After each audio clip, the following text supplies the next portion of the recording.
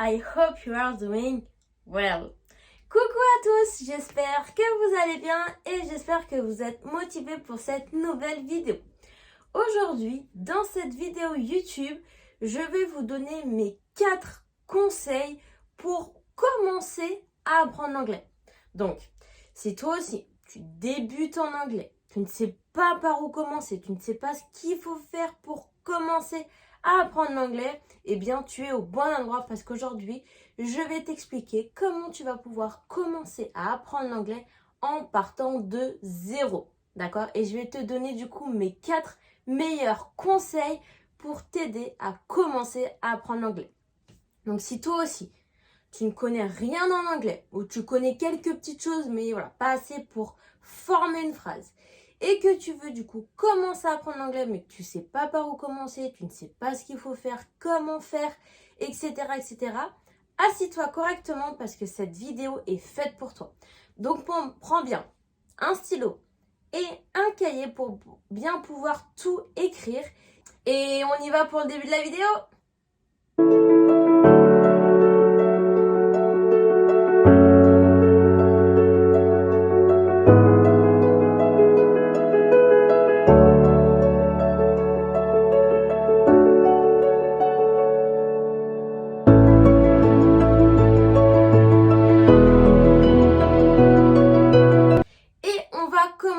Avec le premier conseil. Le premier conseil, c'est de commencer à apprendre du vocabulaire. Donc voilà, là, on ne sait rien de l'anglais, d'accord? On a zéro notion en anglais. Donc par quoi il va falloir commencer? Quelles sont les premières actions qu'il va falloir qu'on mette en place pour commencer à apprendre l'anglais? Eh bien, c'est tout simplement d'apprendre du vocabulaire. Voilà, donc on va dire à partir de maintenant, on va dire tu te laisses 2-3 mois pour apprendre un maximum de vocabulaire, d'accord? Donc du vocabulaire à chaque fois, voilà, tu peux apprendre du vocabulaire par thème. Donc par exemple, commencer par dire bonjour, au revoir, merci, de rien. Ensuite, étape numéro 2, apprendre du vocabulaire pour te présenter. Donc apprendre à dire ton prénom, ton âge, où tu habites, voilà ce que tu fais dans la vie. Ensuite, apprendre du vocabulaire pour parler de ton travail, de tes hobbies, du sport que tu aimes faire, de ce que tu aimes faire pendant ton temps libre, etc. etc. D'accord? En fait, il faut apprendre un maximum de vocabulaire. Pourquoi il faut apprendre du vocabulaire pour commencer? Parce qu'il y a beaucoup de personnes qui souhaitent parler anglais, ce qui est très bien. D'accord? Donc, ils apprennent la grammaire, ils apprennent la conjugaison, ils apprennent toutes les règles en anglais. Mais c'est très bien. Ils savent tout ça, voilà, tu sais conjuguer un verbe, tu sais, voilà, tu connais toutes les règles de grammaire, et c'est parfait. Mais comment tu vas parler après si tu n'as pas de vocabulaire? Parce que c'est bien beau de connaître la conjugaison, c'est bien beau de connaître la grammaire. Mais si tu n'as pas de vocabulaire, tu ne peux pas parler. Alors qu'à l'inverse, si tu as du vocabulaire, mais que tu n'es pas très doué en conjugaison, tu n'es pas très doué en grammaire, bah c'est pas grave.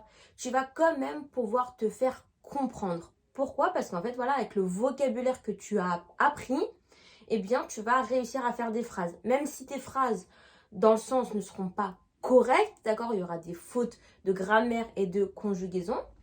Mais c'est pas grave.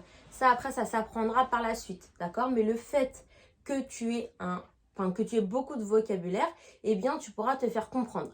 Il y aura des erreurs, mais tu seras compris.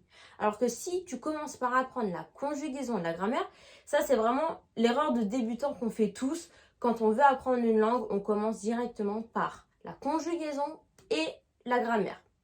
Et c'est une erreur.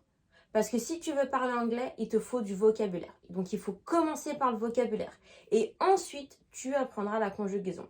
Parce qu'en plus, quand tu vas apprendre la conjugaison, il va falloir que tu t'entraînes. D'accord? Pour voir si tu t'en souviens. Pour voir si quand tu parles, tu arrives du coup à bien conjuguer tes verbes. Et donc, pour ça, il te faut du vocabulaire. Donc, si tu apprends la conjugaison, tu ne pourras pas t'entraîner après. Tu ne pourras pas pratiquer après. Parce que tu n'auras pas matière à créer des phrases parce que tu n'auras pas de vocabulaire. Donc c'est pour ça que c'est super important de commencer par le vocabulaire parce que c'est grâce au vocabulaire où tu vas pouvoir apprendre la suite. apprendre la conjugaison et surtout à pratiquer ta conjugaison pour voir si jamais tu l'as bien compris, si tu arrives à la mettre en application, etc. etc. Si jamais tu n'as pas de vocabulaire, eh bien tu ne pourras pas parler. Donc c'est pour ça que c'est vraiment très très important de commencer à apprendre du vocabulaire. Et voilà, il faut faire les choses petit à petit. D'accord? On commence par le vocabulaire de base. Bonjour, au revoir, merci, de rien. Apprendre à se présenter, apprendre à parler de son travail, apprendre à parler de ce qu'on aime faire. Et ensuite, etc., etc., pour finir, voilà, à apprendre du vocabulaire sur des sujets beaucoup plus compliqués, comme des sujets d'actualité, etc., etc., quoi. Donc voilà, au final, le but, quel est-il? Eh bien, le but, c'est d'apprendre du vocabulaire, mais surtout, très important, prendre son temps. D'accord? Voilà, faut pas vous faire des listes de 20 mots de vocabulaire par jour à apprendre, non. Parce que, bon, sur le coup, peut-être que vous allez les apprendre, mais vous allez très vite les oublier. Et le but, quand on apprend quelque chose, c'est pas de l'apprendre sur le coup et de l'oublier 3 semaines plus tard. Non. Le but, c'est de les apprendre et de les retenir. Donc pour ça, il faut vraiment prendre son temps, d'accord? Donner le temps à votre cerveau d'apprendre les mots pour qu'il puisse les retenir sur le long terme, d'accord? Donc, prenez votre temps. 2 mois, 3 mois, vous apprenez des mots de vocabulaire, comme je vous ai dit, en allant crescendo, donc de niveau débutant à niveau intermédiaire, etc., etc. Vous pouvez vous aider d'internet pour ça. Et voilà, prenez votre temps pendant 2, 3 mois pour que vous ayez du vocabulaire. Très important pour commencer. Ensuite, deuxième étape, écouter des audios. Donc les audios, ça va être quoi? Ça peut être soit des séries ou des films, mais attention, si jamais vous regardez des séries ou des films, attention aux séries, aux films que vous regardez. J'avais déjà fait une vidéo sur du coup les meilleures séries à regarder. Donc là, vous avez le petit lien pour aller voir la petite vidéo parce que voilà, toutes les séries ne sont pas bonnes à regarder.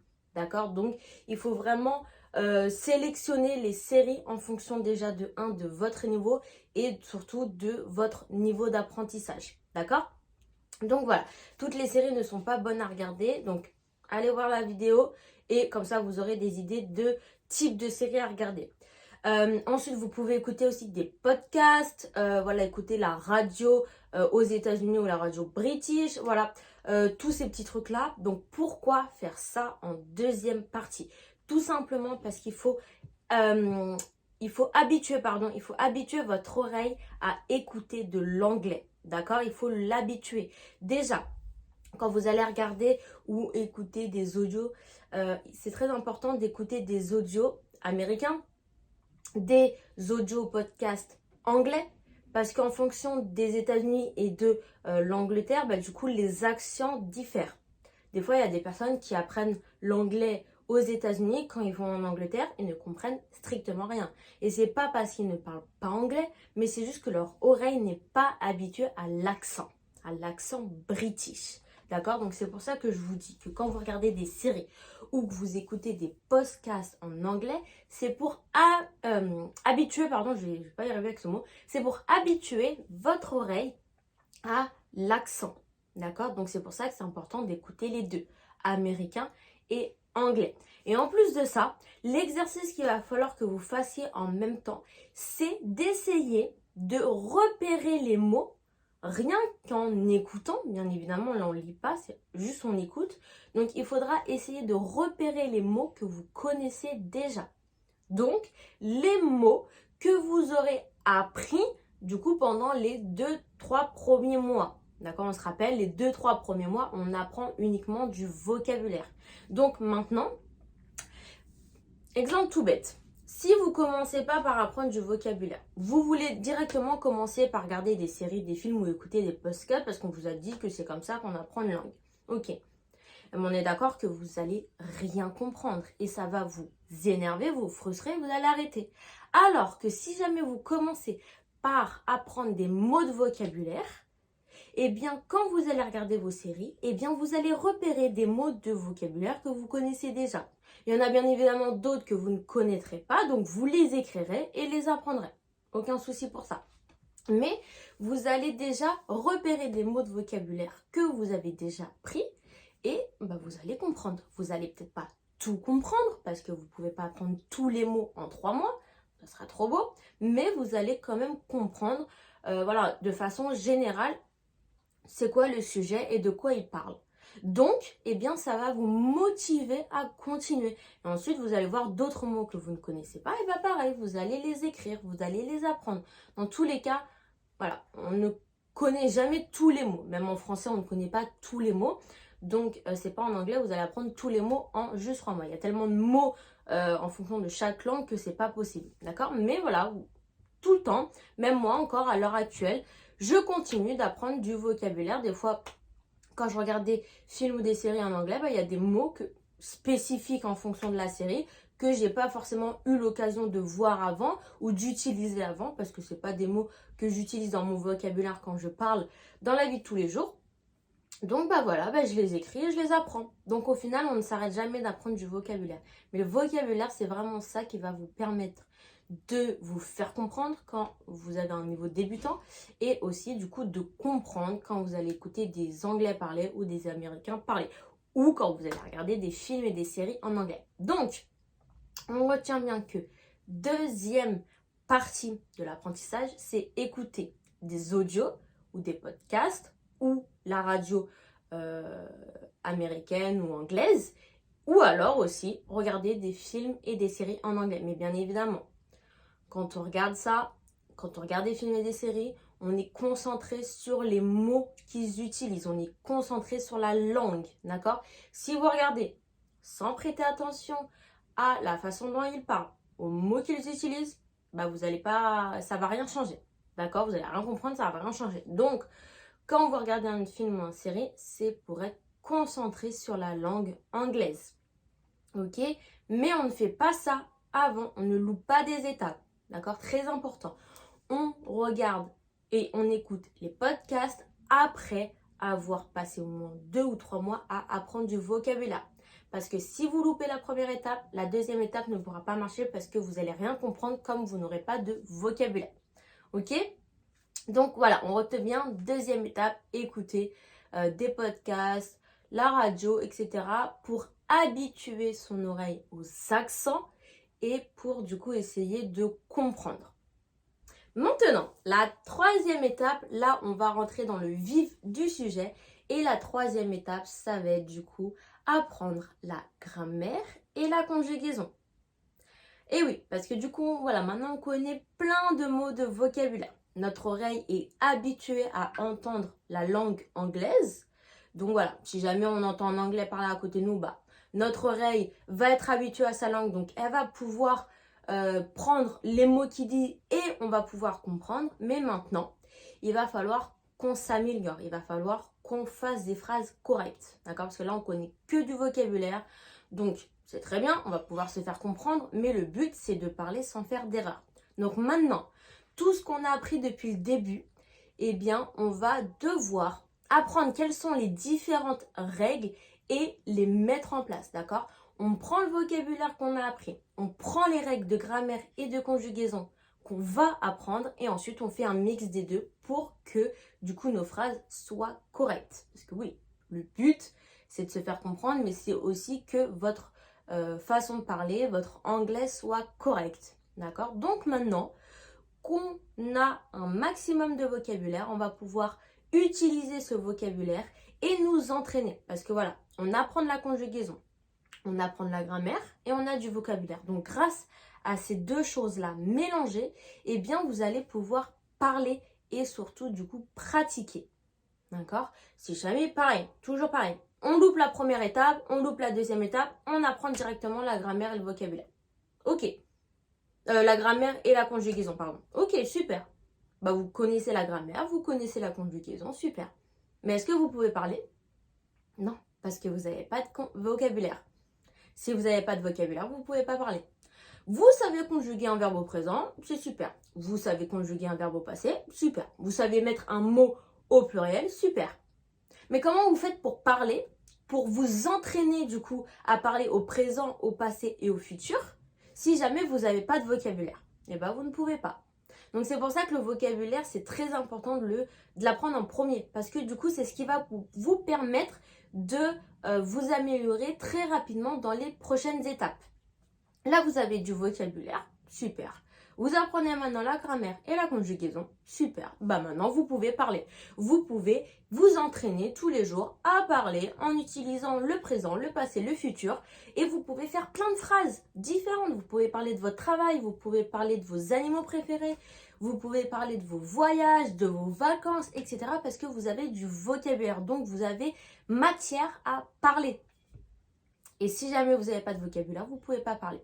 Donc c'est pour ça que voilà, toujours la même chose, les 3 étapes sont très importantes et surtout très importantes de les faire dans l'ordre. J'insiste bien dessus. Et la 4e étape, du coup, bon, j'en ai déjà un petit peu parlé depuis le début, mais la 4e étape, c'est du coup de pratiquer. Et oui, parce que votre cerveau, c'est pas une machine. Vous lui apprenez du vocabulaire, d'accord, vous lui apprenez de la grammaire, de la conjugaison, ok, super. Mais si vous ne pratiquez pas régulièrement votre anglais, ce que vous avez appris, eh bien, sur le long terme, vous allez tout oublier, d'accord. Le but, c'est pas juste d'apprendre maintenant et basta. Après, on ne l'utilise pas. Non, le but, c'est de l'apprendre, mais de le garder sur le long terme, d'accord. Et pour le garder sur le long terme, eh bien, il faut pratiquer. Pareillement, je parle français, je suis française, ok, super.